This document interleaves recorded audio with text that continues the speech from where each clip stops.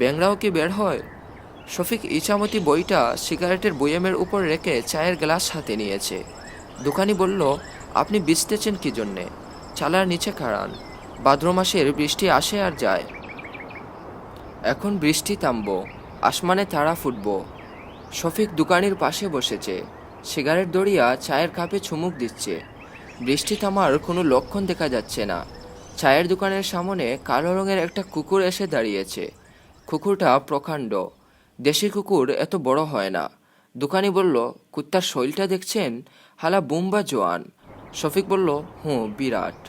দোকানি বয়াম খুলে একটা টুস্ট বিস্কুট ছুঁড়ে দিল। কুকুর বিস্কুট কামড়ে দৌড়ে চলে গেল। সে মনে হয় টুস্ট বিস্কুটের বিষয়ে আগ্রহী না, কিংবা ক্ষুধা নেই। ক্ষুধার্ত কুকুর এইখানে কচকচ করে বিস্কুট খেত, আড়ালে চলে যেত না। দোকানি বলল, প্রত্যেক দিন সন্ধ্যায় এই বুম্বা কুত্তা আসে।